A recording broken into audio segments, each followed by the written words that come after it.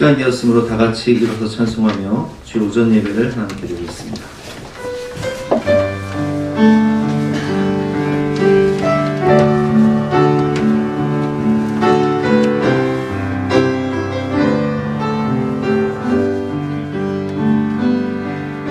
보혈을 지나 하나님 품으로 보혈을 지나 아버지 품으로 보혈을 지나 하나님 품으로 한 걸음씩 나아가네.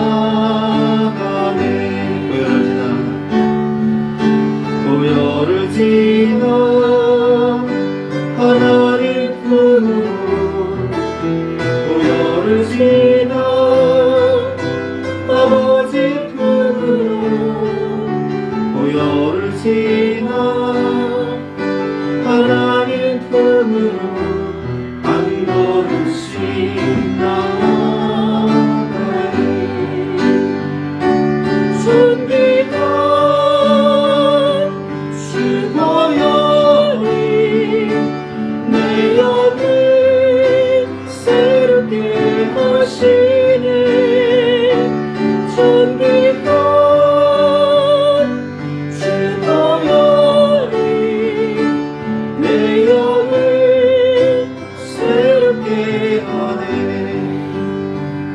한 주간의 삶을 생각하며 회개와 고백의 기도를 드리며 십자가의 불로 우리 마음을 싣고 주님 앞으로 나가시겠습니다.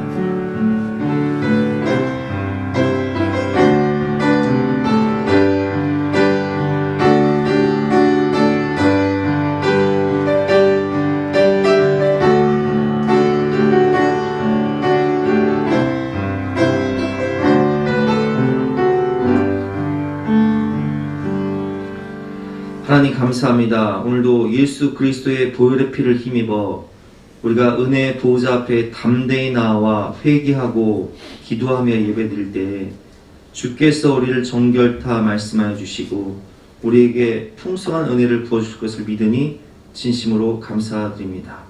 오늘도 이 예배를 통하여 위로부터 내려오는 신령한 은사를, 은총을, 능력을 넘치도록 부어주시고 세상이 줄 수 없는 위로와 평강을 허락하여 주시옵소서. 감사드리며 예수 그리스도 이름으로 기도드렸사옵나이다. 아멘. 영원하신 성령으로 말미암아 흠없는 자기를 하나님께 드린 그리스도의 피가 어찌 너희 양심을 죽은 행시에서 깨끗하게 하고 살아계신 하나님을 섬기게 하지 못하겠느냐. 그러므로 주 예수 그리스도 안에 있는 자에게는 결코 정죄함이 없느니라. 아멘. 사실을 확신하며 다같이 사도신경으로 우리 신앙을 고백하겠습니다. 나는 전능하신 아버지 하나님 천지의 창조주를 믿습니다. 나는 그의 유일하신 아들 우리 주 예수 그리스도를 믿습니다.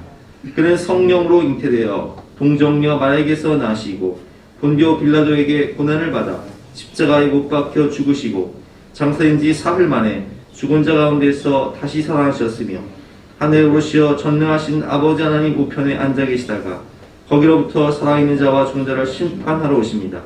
나는 성령을 믿으며 거룩한 공교회와 성도의 교제와 죄를 용서받는 것과 몸의 부활과 영생을 믿습니다. 아멘. 다 같이 앉으셔서 함께 찬송하시겠습니다.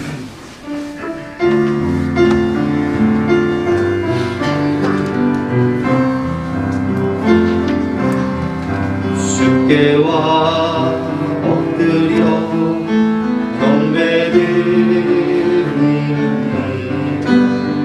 주 계신 곳에 기쁨 가득 무엇과도 누구와도 바꿀 수 없네. 예배드림이 기쁨 됩니다. 이 시간 성령의 임재와 예배를 위해서 합심해서 기도하신 이후에 우리 대표에서 조선현 장로님께서 대표로 기도하시겠습니다.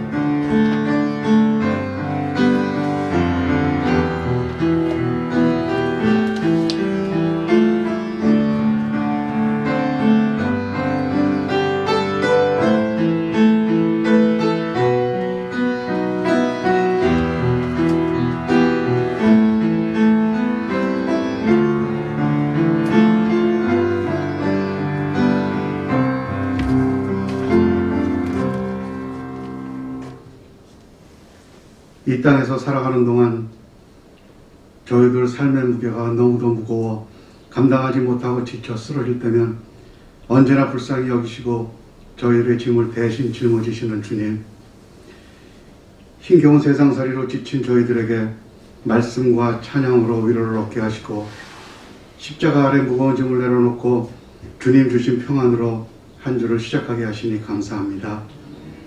아직 종식되지 않은 코로나19로 인해 마음껏 주님 앞에 나와 예배드리지 못하지만 더욱 주님을 사모하고 주님 계신 하늘나라를 그리워하게 하시니 감사합니다. 주님, 이 아침 오직 주님만 믿고 의지하겠다고 고백하는 것과 결단을 기쁘게 받아주시고 모든 것을 만드시고 모든 것을 취하시는 분이 하나님이시오 모든 것을 주실 분도 하나님이심을 깨닫게 하옵소서. 세상은 날마다 저희들을 유혹하고 죄에 대하여 무뎌지게 할 뿐만이 아니라 불의와 적당히 타협하고 사는 것이 현명한 삶이고 잘 사는 길이라고 끊임없이 속삭이고 있습니다. 주님을 마음에 모시고 말씀대로 살기 원하는 저희들, 죄를 멀리하게 붙들어 주시고 매일 말씀으로 무장해 어떤 유혹에도 흔들리지 않게 하옵소서. 말씀 전하실 목사님에게 성령으로 충만케 하시고 주님께서 맡겨주신 사명 온전히 감당케 하시며 갑절의 영광과 능력을 주시옵소서. 주님, 지금 이 순간도 주님의 나라가 이 세상 속에서 실현되도록 변함없이 역사하고 계시는 주님을 온전한 믿음으로 따라가는 성숙한 저희들 되길 원하오니 저희들을 다스려 주시옵소서. 이번 한 주간도 사람들을 만나고 많은 말을 하며 많은 일들을 합니다. 하나님의 영광이 나타나게 하시고 사람들이 저희를 통해 주님을 보게 하시며 늘 말씀으로 무장케 하시고 기도로 승리하게 하실 줄 믿고 감사드리며 길이요 진리요 생명이신 예수 그리스도의 이름으로 기도합니다. 아멘.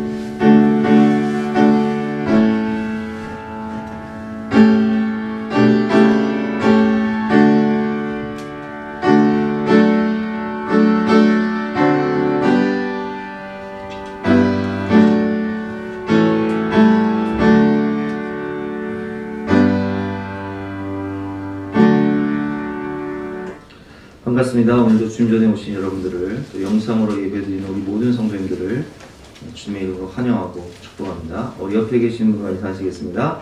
환영합니다. 축복합니다. 반갑습니다. 광고 말씀드리겠습니다.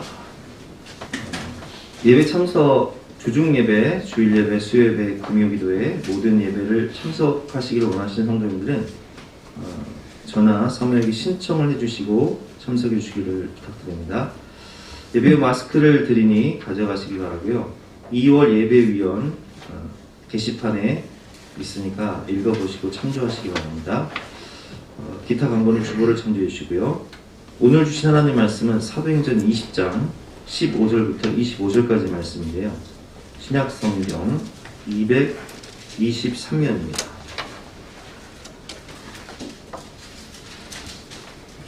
신약성경 223면 사도행전 20장 15절부터 25절까지 말씀을 제가 공부하겠습니다.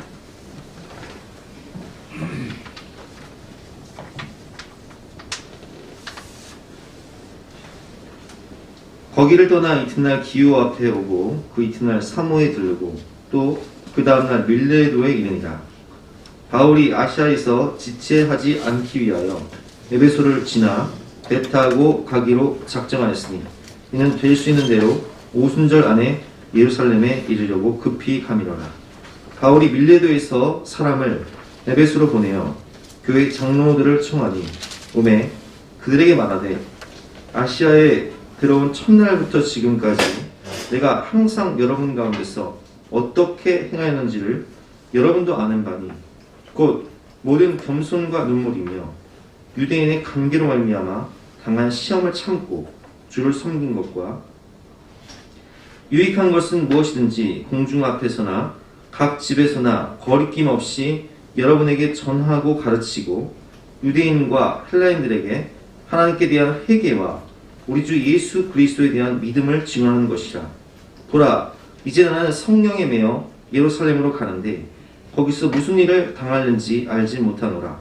오직 성령이 각성해서 내게 증언하여 결박과 환난이 나를 기다린다 하시나 내가 달려갈 길과 주 예수께 받은 사명 곧 하나님의 은혜의 복음을 증언하는 일을 마치려면은 나의 생명조차 조금도 귀한 것으로 여기지 아니하노라.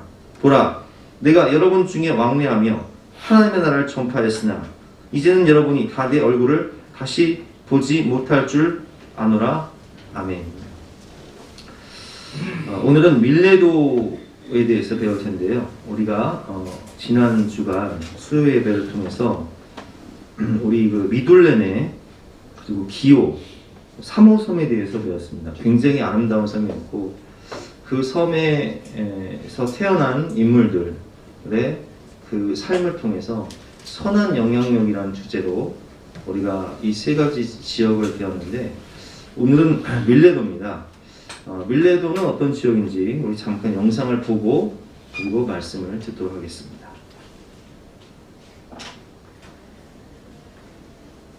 갈 곳은 어딘가요? 밀레도. 밀레도요. 예, 이 밀레도는 성경에 여러 채가 나오는데요. 네. 특히 이 사도행전 20장 15절에 보면 이 사도 바울이 예루살렘으로 갈 때에 아소에서부터 이제 미둘레네로 가고 네. 기오에서 사모로 간 다음에 15절에 20장 15절에 거기서 이튿날 기오 앞에 오고 그 이튿날 사모에 들르고 또 그 다음날 밀레도에 이르니라. 밀레도에. 네. 왜 밀레도에 갔을까? 네. 우선은 이제 이게 이제 미둘레네에서 기오, 사모 그리고 여기서 바로 이제 고스와 로드로 가지 않고 네. 잠시 육지 밀레도로 갑니다. 그러네요. 왜 그랬을까요? 그 이유가 뭐냐면 네.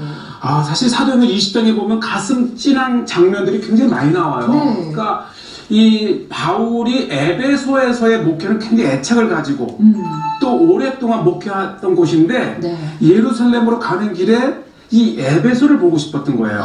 들르고 싶었던 네. 거예요? 그런데 이 사모에서 다시 역으로 이 에베소로 가자니 시간이 많이 걸리고 그래서 예루살렘으로 가는 시간을 절약하기 위해서 네. 잠시 밀레도로 온 다음에 이곳에서 사람을 보내서 에베소의 장로들을 청합니다.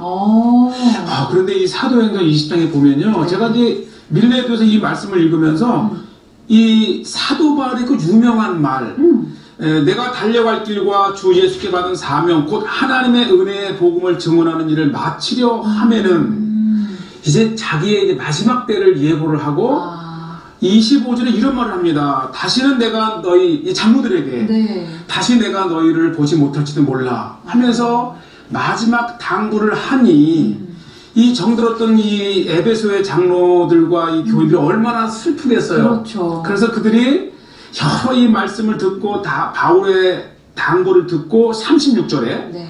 이 말을 한 후에 무릎을 꿇고 모두 서로 이 목을 안고 입을 맞추고 울면서 왜? 다시는 보지 못할 바울을 생각하니 그 헤어짐이 너무 그렇죠. 절실한 거죠. 그래서 다시 그 얼굴을 보지 못하리라 한 말로 말미암아 더 근심하고 배에까지 바울을 전송하니라. 이 가슴 찐한 현장이 바로 밀레도입니다. 그러니까 에베소를 들르고 싶었지만 그럴 수 있는 시간적 여유가 없기 때문에 에베소에서 장로들을 직접 밀레도로 와달라고 청했고 거기서 바로 이 사도행전 속 말씀이 펼쳐지는 맞습니다. 바로 그 역사적인 현장 밀레도로 그러면 한번 떠나보도록 하겠습니다. 화면 한번 가보겠습니다. 함께 보시죠. 네. 바로 이 밀레도를 가시게 되면 가장 볼만한 곳이 바로 이 원형극장인데 원형극장의 모습. 정말 규모가 대단해요. 당시 인구를 가늠할 수 있는 그렇죠. 규모네요. 다른 유적들은 다 땅에 있기 때문에 대개 이제 원형극장, 목욕탕 이런 곳이 있는데 역시 이 밀레도의 이 바울이 에베소의 장로들을 청해서 모았던 이 도시는 굉장히 큰 도시였다고 하는 것이고요. 네. 뭐 규모도 컸지만 그 원형극장을 꾸몄던 문양들을 보면 역시 그 밀레도 거대 항구 도시의 중심이 역시 이 원형극장이 아니었는가. 아마 아마도 가장 많은 사람들을 모을 수 있는 곳이었기 때문에 이 문화적 요소도 있지만 정치적으로도 이제 많은 그런 집회장으로도 사용을 했었었고요. 야. 예루살렘으로 가는 시간을 전역하기 위해 사도 바울이 에베소의 장로들을 불러내어 만났던 네. 밀레도입니다. 이 로마식 고대 도시 밀레도는 바로 이 원형 경기장만 봐도 이곳에 수용됐던 그 사람들의 도시 규모를 볼 수 있는 맞아요. 중요한 장소입니다.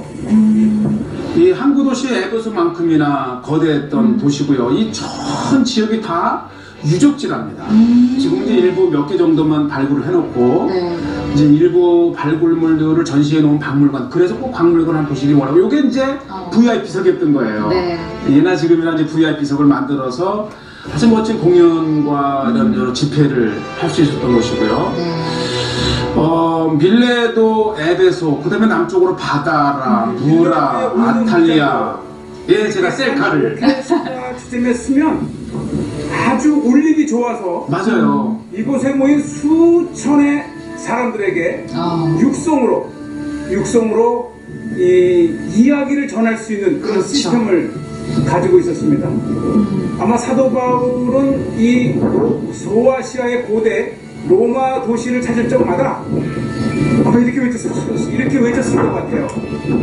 이 소아시아의 사람들아, 예수 그리스도를 믿으라. 예수 그리스도의 말씀을 들으라. 아마 이렇게 외쳤을 것 같습니다. 네.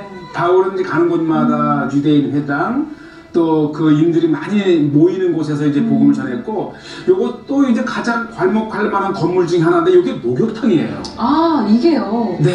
이게 뭐 굉장히 냉탕, 크네요. 온탕, 옷 갈아입는 곳, 그 휴식을 취할 수 있는 곳에서 이 목욕탕의 규모 보시죠. 아니, 이렇게 큰. 모습. 사실은 이제 에베소에서 목회를 했기 때문에 우리가 에베소가 많이 알려져 있는데, 네. 이 밀레도에도 이렇게 거대했던 로마식 또 헬라식 그런 도시들이 있었던 것이고, 정말 근데 제가 이제 같이 동행했던 터키의 목사님, 동지 목사님과 함께 꼭 찾고 싶었던 게 뭐냐면, 네. 어디를 가고 계신가요? 여기에 교회가 있답니다. 교회 터가 남아있는 네. 지금 요거에 가는 요 지역은 이제 비잔틴 시대 때에 번화했던 한 길을 제가 가는데, 네. 로마 시대 때에 한 신전이 있던 곳을 그대로 교회로 개조했기 때문에 그레이트 처치, 그러네요. 그 교회 규모가 굉장히 컸고요. 이 평면들을 보시죠. 네. 이야, 이곳을 제가 드디어 찾았고, 아마 밀레도를 다녀오신 분들도 이게 처음일 거로 생각이 돼요. 비잔틴 시대 때에 로마 시대 때에 한 이 제단을 신전을 변형해서 거대한 바실리카 교회를 만들었습니다. 네. 제가 서 있는 곳은 아트리움, 우물을 중심으로 평신도들이 모임을 갖는 재단 이 아트리움이 있고, 이 안쪽에는 나르테츠를 지나서 본당이 있었던. 네. 이렇게. 네, 바로 이 모습으로. 그러니까 제가 왜 이게 귀하냐면, 현진 그 박물관의 담당자도 이 위치를 몰라요. 그런데 이제 지도를 보다 보니까 이제 발굴되었던 교회에 표시를 해놨기 때문에 네. 이거를 찾아서 거의 이곳저곳 하다가 마침 찾았을 때에 네. 이야, 이 밀레도에도 이렇게 거대했던 교회가 있었다가 하는 그 현장을 보면서 네. 특히 밀레도에서는 그 에베소의 장로들과 함께 밀레도를 한 곳에서 오늘은 밀레도인데요. 우리 본문의 배경을 보면 15절 말씀에 거기서 떠나 이튿날 기호 앞에 오고 그 이튿날 사무에 들르고 또 그 다음날 밀레도에 이르니라. 밀레도에 도착을 하게 됩니다. 16절 말씀에 보면 바울이 아시아에서 지체하지 않기 위하여 에베소를 지나 배 타고 가기로 작정하였으니 이는 될 수 있는 대로 오순절 안에 예루살렘에 이르려고 급히 가미노라. 오순절 안에 예루살렘에 가기 위해서 바울은 예루살렘에 가기 위해서 에베소에 있었던 장로들을 밀레도로 초청을 해서 마지막 고별 설교를 하는 본문이 오늘 내용입니다. 그래서 오늘 주제는 세 가지로 초심, 중심, 결심에 대해서 제가 본문을 묵상하면서 세 가지 주제를 가지고 말씀을 나눌 텐데요. 바울은 오늘 본문을 통해서 첫 번째로 초심에 대해서 이야기하고 있습니다. 17절과 18절 말씀이죠. 바울이 밀레도에서 사람을 에베소로 보내어 교회 장로들을 청하니 오매 그들에게 말하되 자, 이제 바울의 설교가 시작되는데 그 첫 내용은 바울은 자신의 초심을 잃지 않았다고 에베소 교회 장로들에게 고백하고 있습니다. 아시아에 들어온 첫날부터 지금까지 초심을 잃지 않고 항상 여러분 가운데서 어떻게 행하였는지를 여러분도 아는 바예요. 그러니까 첫날부터 지금까지 바울은 그 하나님의 그 부르심, 주인 중에 괴수와 같은 삶을 살았던 자신을 강권적인 성령의 능력으로 부활하신 예수님을 만나주셨고 변화시켜 주셨고, 그리고 이방인들과 임금들을 구원하기 위한 사역자로 부르셔서, 그래서 바울은 그 예수님을, 부활하신 예수님을 만난 첫날부터 복음을 전하기 시작하죠. 그래서 아시아에 온 바울은 변함없이 그 초심을 잃지 않고 복음을 열정적으로 전했고, 오늘 본문을 통해서 우리가 알 수 있지만 에베소의 사역을 3년 동안 두란노 서원에서 2년 동안 가르쳤을 뿐만 아니라 에베소에서 3년 동안 눈물로 성도들을 가르치면서 초심을 잃지 않았다는 거예요. 여러분, 우리에게는 다 초심이 있습니다. 주님을 처음 만났을 때의 그 초심, 여러분 어떠셨습니까? 저는 제가 질 가운데 실패하고 정말 이 아픔 가운데 있을 때 주님이 저를 찾아와 주셔서 저를 구원해 주신 것도 감사한데, 저를 주님의 종으로 부르셔서 처음 제가 전도서 사역을 나갔을 때 너무 감사했어요. 그래서 제가 섬기던 교회는 저 동대문에, 지금은 없어졌죠, 이대 부속 병원 안에 있는 병원교회였는데, 주일날 성도님들이 오셔서 11시에 예배를 드시게 되면 저는 전도사였기 때문에 한 20-30명 정도 된 아이들을 데리고 주일학교 예배를 드리는데, 아이들이 유치부 아이들, 3살, 2살 이런 아이들부터 해서 중학생까지 다 모아놓고 예배를 드리는 거예요. 그러니까 생각해보세요. 말이 예배지 이게 완전히 난장판이에요. 왜냐면 예배를 딱 드리려고 하면 일단 2살, 3살짜리 애들은요 돌아다니게요. 이렇게 통제가 안 돼요. 그리고 이제 지들끼리 싸우다가 울어버려요. 그러면 그 아이들을 어떤 때는 한 명을 안고 설교하고, 또 둘이 싸우면 둘을 안고 설교를 하는 거예요. 그러니까 이게 완전히 이게 예배인지 아니면 이게 보모인지 이게 타가선지 유치원인지 알 수가 없어요. 그런데도 그 아이들을 위해서 눈물로 기도하면서 예배를 준비하고, 참 다윗이 들판에서 양을 칠 때 정말 양들을 위해서 생명을 내놓고 양을 친 것처럼 그렇게 처음에 사역했던 기억이 납니다. 두 번째 사역지도 이제 영신교회라고 서울에 있는 영신교회 고등부를 맡았었는데, 그때도 아이들을 전도하기 위해서 학교 앞에 가서 토요일마다 전도를 하고, 또 우리 교회에 출석한 아이들 만나면 떡볶이를 사주면서, 주일 아침이 되면 제가 퇴계원에서 살았는데 사촌 동생, 그때 고등학생이었어요. 사촌 동생 친구들 4명을 전도를 해서 주일 아침이 되면 아이들을 데리고 차를 태우고, 또 구리에 있는 아이들도 태우고, 그래서 면목동까지 가서 예배를 준비하고 그 아이들 끝나고 다 데려다주고, 그렇게 사역했던 기억이 나요. 교회를 처음 개척하고 청소를 할 때 교회를 이제 주일 예배 끝나면 사모하고자 하고 청소를 하는데, 교회를 청소할 때 처음에는 사람이 없으니까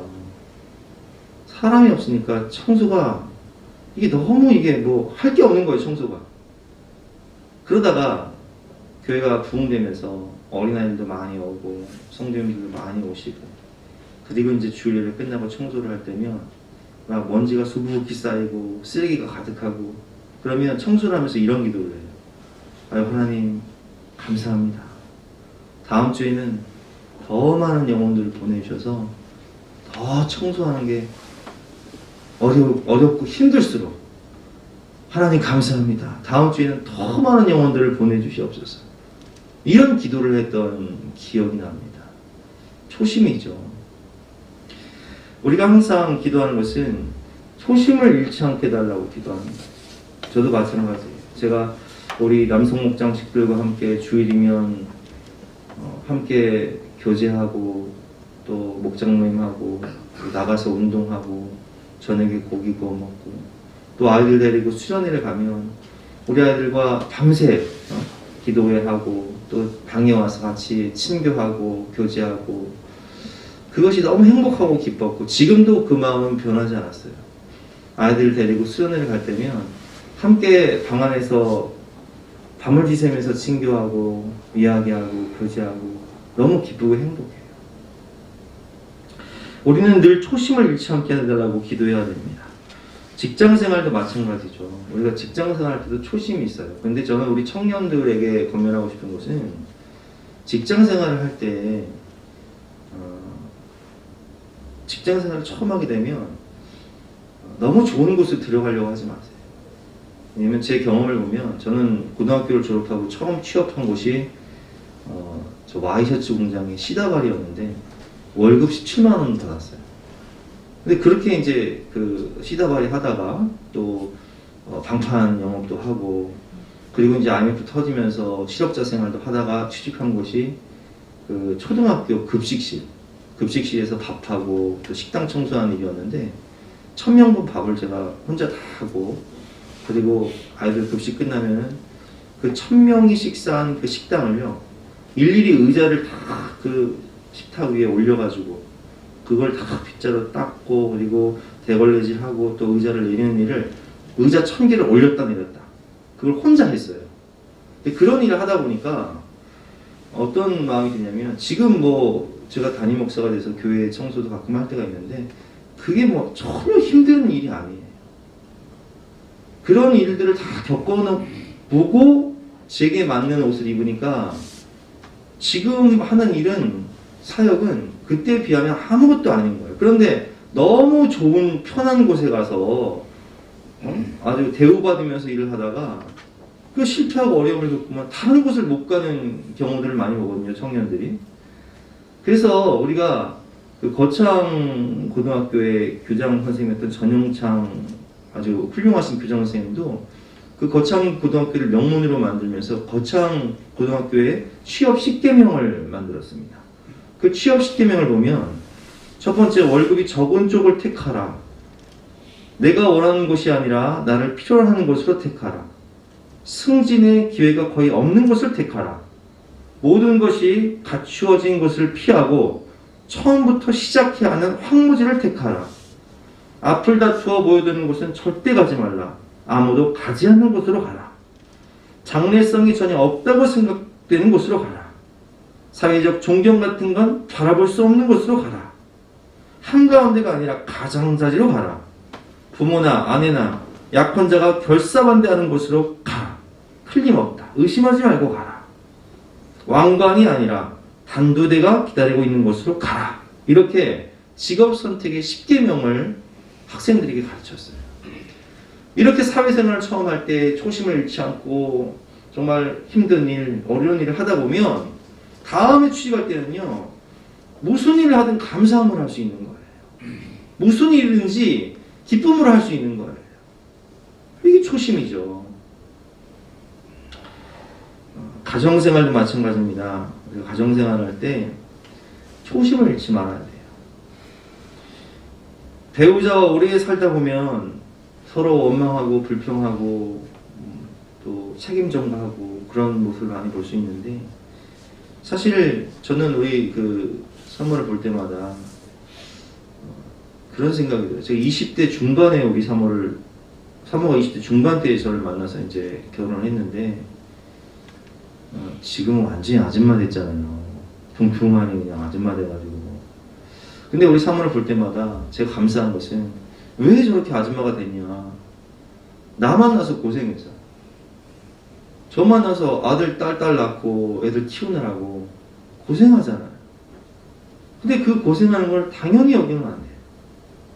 저는 사모가 이렇게 새벽에 기도하고 와서 아침에 막 또 애들 밥 챙겨준다고 분주하게 막 밥을 차릴 때면 막 너무 측은해 보이기도 하고 또 감사하기도 하고, 근데 그것을 항상 우리가 당연시 여기는 것이 아니라 감사하다고 표현하고요, 고백하고 위로해주고 따뜻하게 안아주고.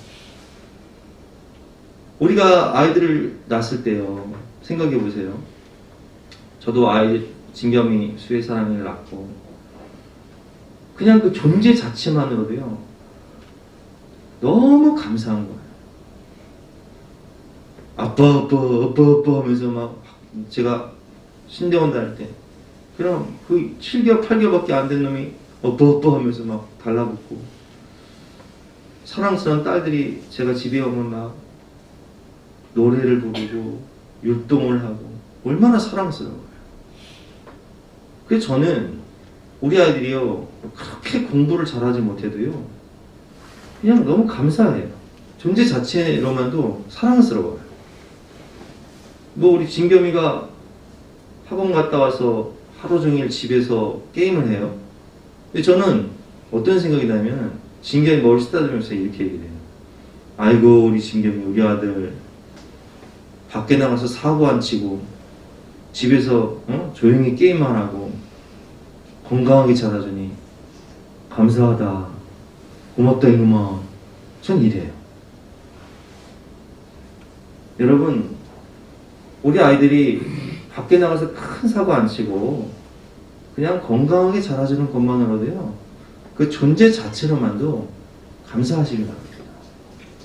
가정생활을 하면서, 직장생활을 하면서, 또 주를 섬기면서 교회를 할 때 초심을 잃지 않는 것. 그래서 오늘 바울은 뭐라고 고백해요? 제가 아까 성경을 읽었지만 첫날부터 지금까지 내가 항상 여러분 가운데서 어떻게 행하였는지를 여러분도 아는 바니 나도 알고 당신도 아는 사실이다. 이렇게 고백하고 있는 거예요. 두 번째로는 중심을 잃지 않았다는 거예요. 오늘 본 말씀을 보면 19절부터 21절까지 말씀이죠. 그 모든 겸손과 눈물이며 유대인의 관계로 말미암아 당한 시험을 참고 주를 섬기는 것과 유익한 것은 무엇이든지 공중 앞에서나 각 집에서나 거리낌 없이 여러분에게 전하여 가르치고 유대인과 헬라인들에게 하나님에 대한 회개와 우리 주 예수 그리스도께 대한 믿음을 증언한 것이라. 아멘.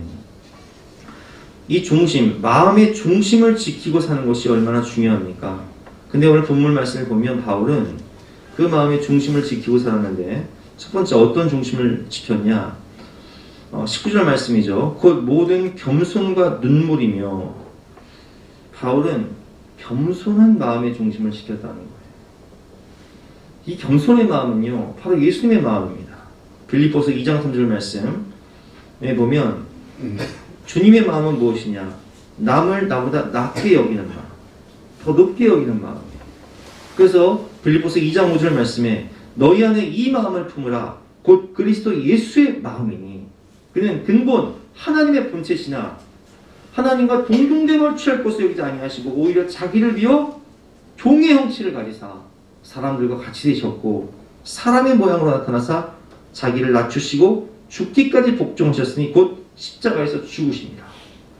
하나님의 본체이신 그 창조주이신 예수님이 인간의 몸을 입고 십자가에서 죽기까지 낮추신 그 겸손의 마음이 바로 예수님의 마음이라는 거예요. 그래서 바울은 갈라디아서를 보면 내가 예수 그리스도의 십자가 외에는 결코 자랑할 것이 없다. 여러분, 우리가 너무 잘 아는 대로 바울은 로마 시민권자였고 가말리엘 문화생이었고 사내들인 공의원의 차기 의장 후보였어요.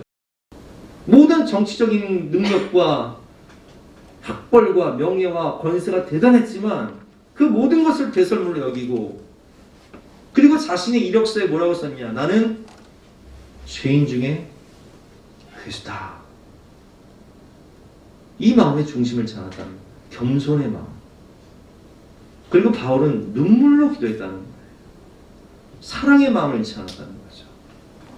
예수님도 항상 예루살렘의 멸망을 앞두고 예루살렘을 보며 오셨어요. 예루살렘아 예루살렘아 암탉이 그 새끼들을 품으려 하는 것 같이 내가 너희들을 크게 품으려고 했는데 하면서 오셨어요.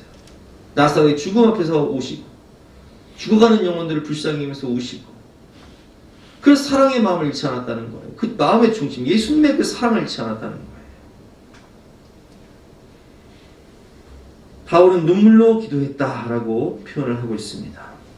그리고 오늘 19절 말씀을 보면 바울은 시험을 참고 주를 섬겼다. 19절 말씀이 곧 모든 겸손과 눈물이며 유대인의 관계로 말미암아 당한 시험을 참고 주를 섬긴 것과 바울은 고린도후서 11장 23절을 보면 그의 고생담을 말할 때 그는 옥에 갇히기도 하고 매도 수없이 많이 맞고 유대인에게 40에 하나 감한 매를 5번 맞았고 3번 태장으로 맞고 1번 돌로 맞고 3번 파선하고 일주야를 깊은 바다에서 지냈으며 여러 번 여행하면서 강의 위험과 강도의 위험과 동족의 위험과 이방인의 위험과 시내의 위험과 광야의 위험과 바다의 위험과 거짓 형제 중의 위험을 당하고 또 수고하고 했으며 여러 번 자지 못하고 줄이며 목마르고 여러 번 굶고 춥고 헐벗었노라 고백하고 있습니다. 이런 시험을 당하면서도 그는 그 시험을 참고 주를 섬겼다는 거예요. 여러분, 우리가 주를 섬길 때 우리 마음의 중심을 지키기 위해서 항상 이 시험을 참는 인내가 필요하다는 거예요. 야고보서 1장 2절과 4절 말씀처럼 내 형제들아 너희가 여러 가지 시험을 만나거든 온전히 기쁘게 여기라. 이는 너희의 믿음의 시련이 인내를 만들어내는 줄 압니다. 인내를 온전히 이루라. 이는 너희로 온전하고 구비하여 조금도 부족함이 없게 하려 하심이라. 로마서 말씀처럼 우리가 환난 중에도 즐거워하니 환난은 인내를, 인내는 연단은 소망을 이루는 줄 아미니라. 우리가 여러 가지 사역을 하면서 시험이 오지만 그 시험을 인내하며 견뎌야 된다는 거예요. 바울은 그 마음의 중심을 잃지 않았다는 거예요. 제가 언젠가 개척교회 세미나 강사로 가서 그런 이야기를 한 적이 있습니다. 목사님들 개척교회 하시면서 많은 시험이 오실 때 그 시험을 이기시기 바랍니다. 어떤 경우는 5년 동안 7년 동안 성경 공부를 하고 제자 훈련을 시켰던 성도들이 떠나갈 때 그런 마음을 겪으면요 정말 그냥 목회하고 싶지가 않아요. 5년 동안 정성을 다해 기도하고 섬기고 가르쳤던 성도가 떠나갈 때 세상으로 떠나간다든지 뭐 큰 교회로 간다든지 그런데 그때 그 시험을 이기시기 바랍니다. 왜냐면 목회는 농사와 같기 때문에 야고보서에 보면 농부의 인내를 배워라 되어 있거든요. 저도 그럴 때가 있었어요. 교회를 개척하고 5년, 7년 그렇게 가르쳤던 귀한 성도들이 교회를 떠나갈 때 그날은요 밥 먹기가 싫어요. 잠도 잘 안 와요. 왜냐면 내가 7년 동안 뭘 한 거냐.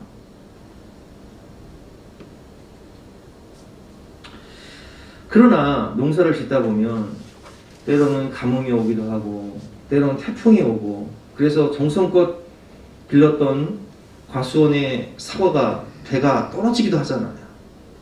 하지만 인내하고 참고 견디다 보면 풍년의 때가 오는 거고 농부의 인내뿐만 아니라 어부의 인내를 배워야 돼요.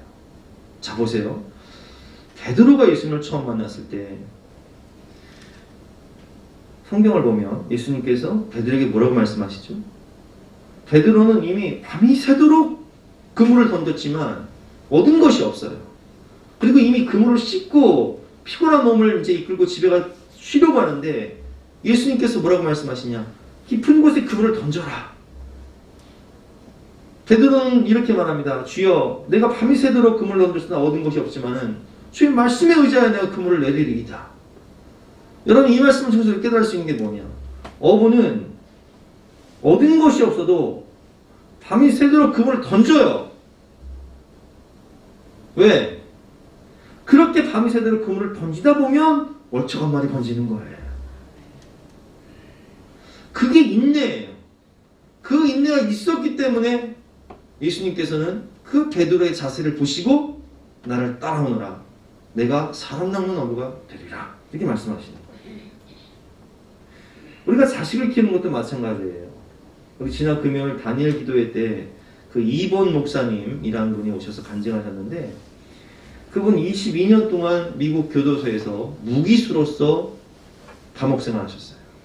술 취한 상태로 권총을 써서 사람이 죽어서 무기수로 감옥생활 할 때 그 감옥에서 자살을 시도하지만 자살을 시도할 때 어머니의 눈물의 기도가 생각이 나서 성경책을 보내요. 주기도문을 읽잖아요. 그러다 하나님을 만나요. 그리고 그분이 교도소에서 모범수로 생활을 잘해서 22년 만에 추록을 하게 될 때 노숙자 생활도 하지만 그 교도소에 있을 때 하나님의 말씀을 들으면서 목사님의 말씀을 들으면서 나도 저렇게 살아남는 어부가 되어서 이렇게 어려움 가운데 있는 영혼들에게 복음을 전하는 사람이 되었으면 좋겠다라는 마음으로 마음의 소원을 주시죠, 하나님. 그래서 55세기 추록하여 한국에 와서 노숙자 생활을 하면서 그가 노숙자 쉼터에서 뭐라는 신학 공부를 하는 거예요. 그리고 전도 활동을 하는 거예요. 어디 가서? 교도소 가서. 갇힌 자들에게. 그들에게 복음을 전하면서 목사 안수를 받을 때 22년 동안 눈물로 기도하던 그 어머니가 목사 안수에 참여할 때 어떤 마음입니까? 자식을 키우면서 여러 가지 시험이 오지만 눈물로 씨를 뿌린 자는 기쁨으로 다들 거두리라 주님께서 말씀하셨어요. 그 무기수였던 아들, 살인자였던 아들이 이제는 수많은 영혼을 구원하는 목회자가 되어서 교도소에서 범죄자들을 성화시키는 그런 위대한 사역자로 변화되는 모습을 보는 거 아닙니까? 우리가 주를 섬길 때 마음의 중심을 지키고 인내하는 것, 이것이 필요하다는 거예요. 자녀를 양육할 때 눈물로 기도하되 눈물로 씨를 뿌리지 않은 반드시 기쁨으로 거두리로다, 이 말씀을 의지하여서 인내하며 참는 것이 중요하다는 거예요. 농부의 인내, 어부의 인내를 배우시는 저와 여러분 되시기를 주님의 이름으로 축원합니다. 그리고 바울은 어떤 마음의 중심을 지켰냐? 20절 말씀에 보면 유익한 것은 무엇이든지 공중 앞에서나 각 집에서나 거리낌없이 여러분에게 전하여 가르쳤다. 이게 여러분 마음의 중심을 지키는 건데 우리가 이렇게 하지 못한 이유가 뭐냐? 회사에서나 혹은 명절날 친척들을 만나서 복음을 전하지 못한 이유가 뭐냐? 마음 상할까봐. 마음 상할까봐 못 전해요. 근데 바울은 유익한 이 복음을 듣든지 안 듣든지 거리낌 없이 전했다는 거예요. 여러분, 저도 제가 몇 년 전에 우리 그 친척 어르신 장례식에 가서 우리 큰 고모가 아직 예수를 안 믿어가지고 우리 큰 고모님 사랑하는 마음으로 그런 말씀을 드린 적이 있어요. 고모님, 모든 사람은 죽습니다. 한 번 죽는 것은 사람에게 정하는 것이고 그에는 심판이 있으니 고모님도 천국 가실 준비를 해야 되지 않겠습니까? 예수 믿으셔야 됩니다. 이 말씀을 전해드렸더니 고모님이 마음 상하셔가지고 나보고 죽으라고 했다고. 아, 저는 죽으라고 그런 게 아니라 천국 가실 준비를 하시라고, 지옥 가면 안 되니까 천국 가실 준비하시라고 이런 말씀을 드렸는데 마음 상하셔가지고 참 곤란했던 적이 있습니다. 그러나 여러분, 우리가 유익한 것은요, 이 유익한 복음을, 생명을 정말 거리낌 없이 전해야 돼요. 왜냐면 언젠가 우리 다니엘 기도회 때 천정은 자매 89번 항암 치료하시는 그분이 간증하실 때 그 친한 언니가 뭐라고 전도했냐면은 너 예수님만 믿으면 지옥 가. 근데 그게 그때는 기분 나빴는데 본인이 암에 걸리고 죽음을 앞두고 나니까 그 말이 자꾸 생각이 나는 거예요. 여러분, 우리가 예수 천당 불신 지옥 이렇게 얘기하면 사람들, 세상 사람들은 기분 나빠합니다. 그러나 여러분, 그게 진리인 걸요. 그래서 하나님의 말씀으로 살았고 운동력이 있어서 그게 그 당시에는 기분 나쁘지만 언젠가는 성령께서 그걸 깨닫게 해주시거든요. 고난이요, 그 죽음 앞에 사람이 딱 서면요, 아, 내가 죄인이구나, 내가 지옥 가겠구나, 내가 예수 믿어야 되는구나, 이렇게 깨달아져요. 그래서 오늘 바울은 거리낌 없이 복음을 전했다는 거예요. 그리고 오늘 본문 26절과 27절 말씀에 보면 이런 말씀이 있습니다. 26절과 27절 말씀 제가 읽어보겠습니다. 그러므로 오늘 여러분에게 증언하거니와 모든 사람의 피에 대하여 내가 깨끗하니 이는 내가 꺼리지 않고 하나님의 뜻을 다 여러분에게 전하였습니다. 여러분 이게 무슨 말씀입니까? 내가 우리 가족들, 친척들, 내가 아는 친구들에게 복음을 전했을 때 믿고 안 믿고는 내 영역이 아니에요. 그건 하나님이 하시는 일이에요. 그러나 내가 전하지 않으면 그 핏값을 누구한테 물으신지 아세요? 나에게 물으세요. 그 핏값을 내가 너에게 묻겠다 말씀하셨어요. 그래서 바울은 26절 말씀에 보면 그러므로 오늘 여러분에게 증언하거니와 모든 사람의 피에 대하여 내가 깨끗하니 이는 내가 거리끼지 않고 하나님의 뜻을 다 여러분에게 전하였습니다. 그 하나님의 말씀을 거리낌 없이 전할 때에 듣든지 안 듣든지 받아들이든지 안 받아들이든지 믿든지 안 믿든지 그건 내 영역이 아니에요. 그러나 나는 하나님이 내게 맡겨주신 이 복음 전파의 사명을 그냥 믿음으로 거리낌 없이 순종하고 전파하고 선포해야 되는 것이 내 사명인 거예요. 이게 마음의 중심을 지키는 거예요. 내가 이 말씀을 전함으로 인해서 저 사람이 마음 상하진 않을까? 혹시 관계가 틀어지진 않을까? 다시 못 만나게 되는 건 아닐까? 그래서 마음을 못 지키는데 그럼 하나님께서 뭐라고 말씀하시냐? 내가 그 핏값을 너에게 묻겠다는 거예요. 얼마나 두렵고 떨린 말씀입니까? 그러나 바울은 거리낌 없이 그 말씀을 전했기 때문에 내가 그 모든 사람의 피에 대한 내게 깨끗하다 이렇게 고백하는 거예요. 여러분 듣든지 안 듣든지 순종하든지 안 하든지 결과는 하나님께 맡기고 복음을 전파하고 하나님의 말씀을 가감없이 가르치는 저와 여러분 되시기를 주님의 이름으로 축원합니다. 또 어떤 중심을 지켰냐? 바울은 회개와 믿음을 지켰다는 거예요. 이 마음을 지켰다는 거예요. 21절 말씀이죠. 유대인과 할례인들에게 하나님에 대한 회개와 우리 주 예수 그리스도에 대한 믿음을 증언한 것이라. 회개하라. 천국이 가까웠다. 너 예수 안 믿으면 지옥 간다. 회개하라. 이런 회개를 우리가 전파를 하죠. 하나님 안 믿으면 지옥 간다. 그런데 바울은 그것을 넘어서 항상 자기를 성찰했어요. 나 자신을 돌아보는 성찰, 회개가 있었다는 거예요. 디모데전서 4장 16절 말씀 내가 내 자신과 가르침을 살펴 이 일을 계속하라. 이것을 행함으로 내 자신과 내게 듣는 자를 구원하리라. 디모데에게 뭐라고 권면하냐면 우리가 목회자로서 설교를 하고 성경을 가르칠 때 내가 내 자신을 먼저 살피고 그리고 가르침을 살펴라. 이 일을 행할 때 이것을 행함으로 네가 먼저 그렇게 살아감으로 내 자신과 내게 듣는 자를 구원하게 될 것이다. 자기 성찰 지수가 있었다는 거예요. 여러분 저도 목회자로서 설교를 할 때 어떤 때는요 이 말씀이 나를 통과할 때 그 말씀대로 살지 못한 내 자신을 보며 처절하게 회개할 때가 있습니다. 그리고 저는 여러분들 앞에서 제가 의로운 척 하지 않고 저도 이 말씀대로 살지 못한 때가 있다. 그래서 같이 회개합시다. 이런 기도를 많이 해요. 여러분 우리가 의인은 없나니 하나도 없기 때문에 우리가 늘 성령 충만하면 좋은데 늘 말씀대로 살면 좋은데 그렇게 살지 못할 때가 있잖아요. 그럼 어떻게 해야 돼요? 회개해야 된다는 거예요.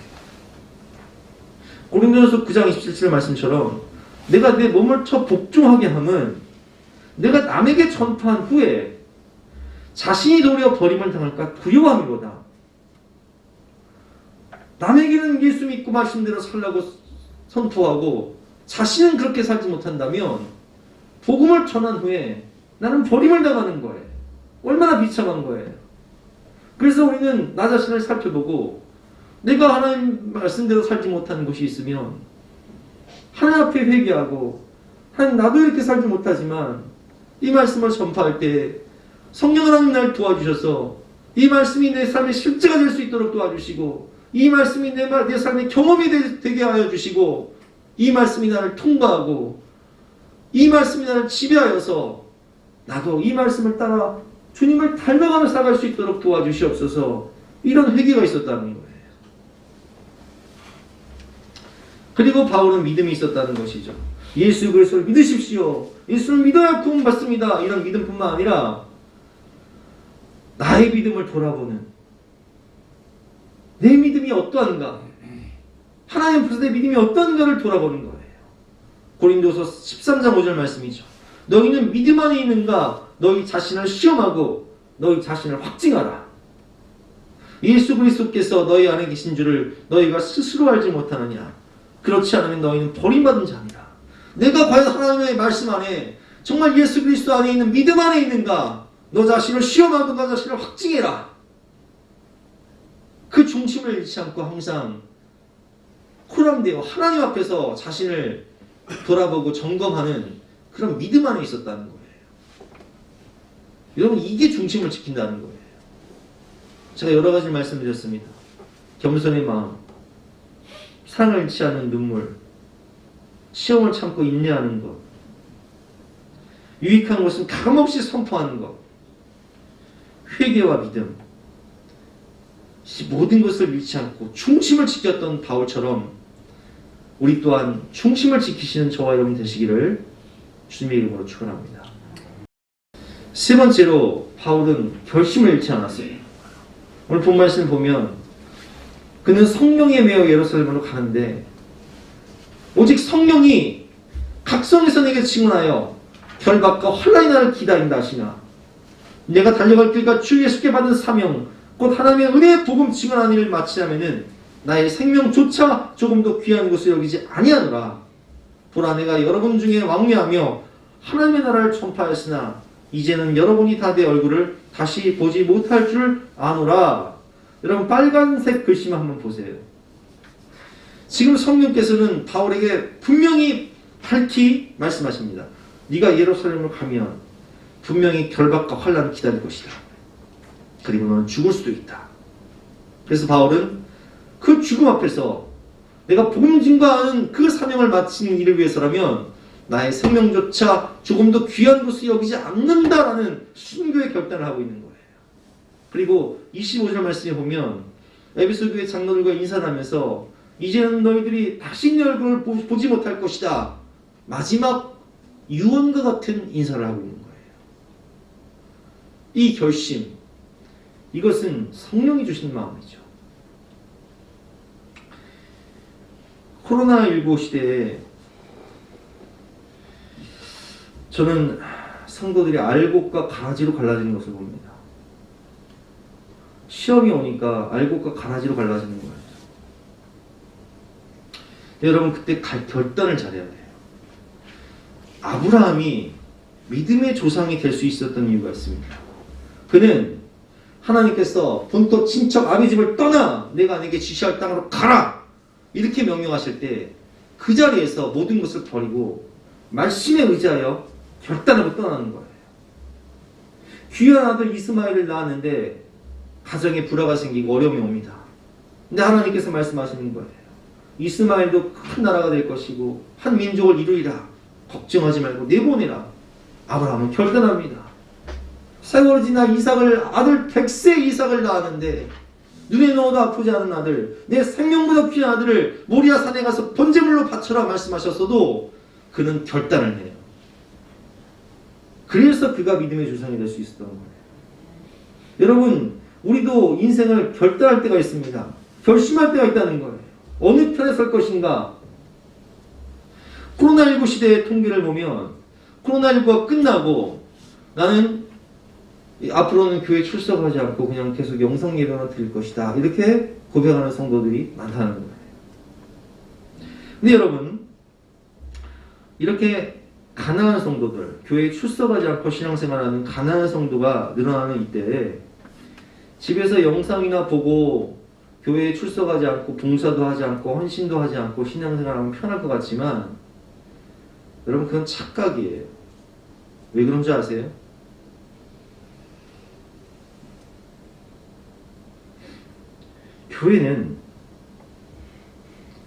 교회는 위로 공동체고 교회는 기도 공동체고 교회는 가족 공동체입니다. 내가 집에서 영상 예배 드리고 앞으로 교회 출석하지 않겠다, 봉사도 하지 않겠다, 헌신도 하지 않겠다. 편하죠. 그러나 그렇게 되면 그렇게 신앙생활 하시는 분들을 위해서 누가 기도를 해줄까요? 누가 그렇게 신앙생활을 집에서 편하게 하시는 분들을 위해서 그에게 고난이 오고 아픔이 오고 고통이 올 때 누가 함께 울어주며 누가 함께 그 고통을 나누고 누가 천국에 갈 때 환송을 해주겠습니까? 그게 착각인 거예요. 교회는 단순히 예배만 드리는 것이 아니에요. 교회는 기도 공동체예요. 교회는 위로 공동체예요. 그래서 오늘 본문을 보면 36절부터 38절 말씀에 보면 이제 순교의 길을 가는 바울을 환송하기 위해서 에베소 교회 장로들과 바울이 어떻게 인사를 합니까? 이 말을 한 후 무릎을 꿇고 그 모든 사람들과 함께 뭐해요? 기도한다는 거예요. 서로를 위해 눈물로 기도하는 기도 공동체. 37절 말씀, 다 크게 울며 바울의 목을 안고 입을 맞추고 그 고통에 동참하는 위로 공동체. 함께 웃고 함께 울고 함께 위로하고 함께 한 몸이 되어 고통을 나누는 위로 공동체. 그리고 38절 말씀에 보면 다시 그 얼굴을 보지 못해라 한 말로 말미암아 더욱 근심하고 배까지 그를 전송하니라. 우리가 천국에 갈 때 천국에 파송 예배를 드리고 환송을 하듯이 교회는 가족 공동체. 그런데 집에서 편하게 영상만 듣고 앞으로 교회 출석하지 않겠다. 나는 신앙생활 편하게 하란다. 헌신도 하지 않고 충성도 하지 않겠다. 그것은 스스로 고립을 자초하는 거예요. 스스로 구덩이를 파고 함정에 빠지는 거예요. 주님께서는 어렵고 힘든 시기에 주님 편에 서서 교회 공동체 안에서 함께 고통을 감수하는 성도들에게 마태복음 10장 말씀을 통해서 이런 위로의 말씀을 주십니다. 몸은 죽여도 영혼은 능히 죽이지 못하는 자들을 두려워하지 말고 오직 몸과 영혼을 능히 지옥에 멸하실 수 있는 이를 두려워하라. 누구든지 사람 앞에서 나를 시인하면 나도 하늘에 계신 내 아버지 앞에서 그를 시인할 것이요. 누구든지 사람 앞에서 나를 부인하면 나도 하늘에 계신 내 아버지 앞에서 그를 부인하리라. 여러분, 시대가 어렵고 반기독교적 정서가 가득한 이때에 나는 성도가 아닌 척, 나는 주님 편에 서지 않고 세상 편에 서 있는 척하면 심판대 앞에서 주님은 우리에게 말씀하실 것입니다. 나는 너를 도무지 알지 못하겠다. 너는 누구냐? 그러나 이 환난과 핍박의 시대에 주님 편에 서서 일사각오의 믿음을 지키는 자를 주님은 기억하시고 심판대 앞에서 그들에게 말씀하실 것입니다. 내 사랑하는 아들아, 내 사랑하는 딸아, 착하고 충성된 종아, 내가 너를 아노라. 내가 너를 위해 준비한 이 하나님의 나라를 상속받아라. 이렇게 말씀하실 거예요. 결심은 이게 내 힘으로 되지 않아요. 작심삼일, 내 힘은 작심삼일이에요. 그러나 오늘 본문에 나온 것처럼 내가 성령에 매일 때 초심도 지킬 수 있는 것이고 중심도 지킬 수 있는 것이고 결심도 지킬 수 있는 것입니다. 결국 초심과 중심과 결심은 성령에 매일 때 가능하다는 거예요. 22절 말씀이죠. 보라, 이제 나는 성령에 매여 예루살렘으로 가는데. 바울은 성령에 매였기 때문에 첫날부터 지금까지 항상 초심을 지켰고, 그리고 마음의 중심을 지킬 수 있어 결박과 혼란이 기다린다 하시나. 복음 증거하는 일을 마치려면은 나의 생명을 조금도 귀한 것으로 여기지 아니하노라 고백할 수 있는 일사각오의 믿음이 있었던 것입니다. 우리 함께 찬양하고 기도할 때 성령 하나님, 나의 약한 의지로는 승리할 수 없습니다. 오직 내가 성령에 매일 때만 내가 초심을 지킬 수 있고 마음의 중심을 지킬 수 있고 내가 이 결단을 할 수 있으니 성령 하나님 나를 붙잡아 주시옵소서. 합심해서 기도하는 시간을 갖도록 하겠습니다.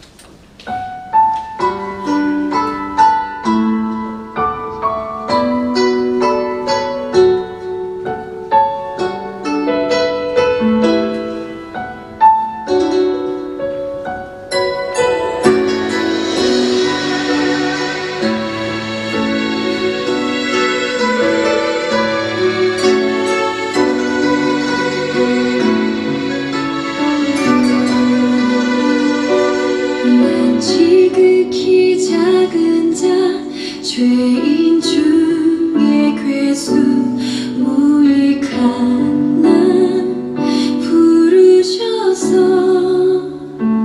간절한 기대와 소망 부끄럽지 않게 십자가 전폐하셨네. 어디든지 가리라 주 위해서라면 나는 전하리 그 십자가. 내 몸에 밴 십자가 그 보혈의 향기 온 세상 채울 때까지 살아도 주를 위해 죽어도 주를 위해 사나 죽으나 난 주의 것. 십자가의 능력 십자가의 소망 내 안에 주만 사시는 것.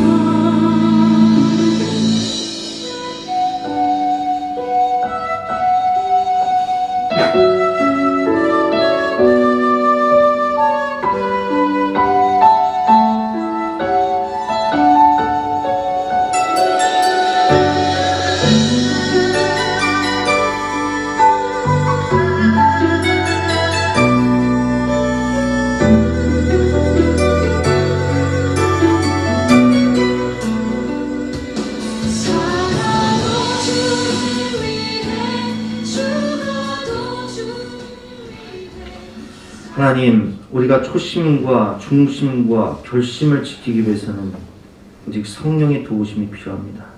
나의 약한 의지로 할 수 없사오니 성령 하나님 나를 주장하시고 나를 지배하시고 나를 다스리셔서 하나님이 주신 초심 그리고 마음의 중심, 살아도 주를 위해 죽어도 주를 위해 죽겠다는 결심을 지키는 우리 모두가 되게 하여 주시옵소서. 감사드리며 예수 그리스도 이름으로 기도드렸사옵나이다. 아멘. 이따가 지나서 결단 찬송 314장 1절과 3절 찬양하시겠습니다.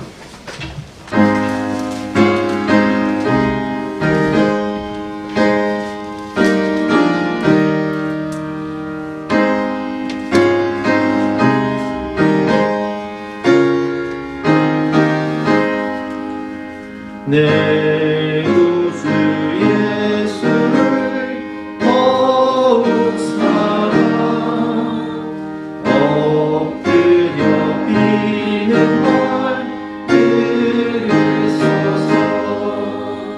내 진정 소원이 내 구주 예수를 더욱 사랑 3절입니다. 이 세상 떠날 때 찬양하고 숨질 때 하는 말 이것이세. 나만 내리는 말 내 구주 예수를 더욱 사랑 더욱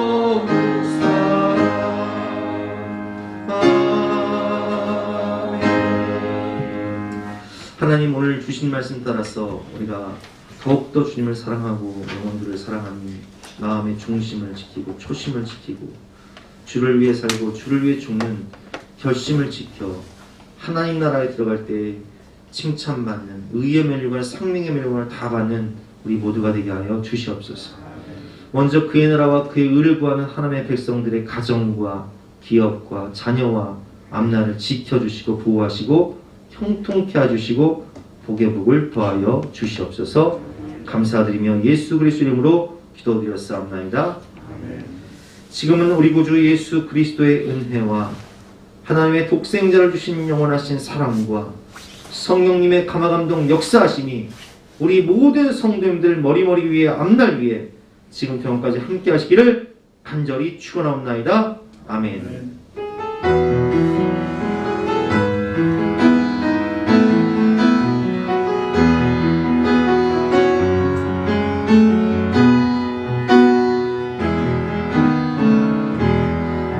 나의 사랑한 자의 목소리 듣기 원하네.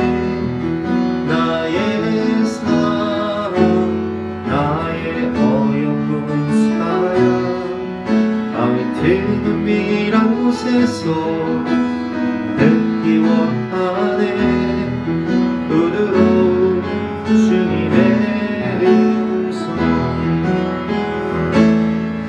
나의 사랑 나의 사랑 나의 어여쁜 사랑 일어나 함께 하자. 나의 사랑 나의 사랑 나의 어여쁜 사랑 일어나 함께 가자.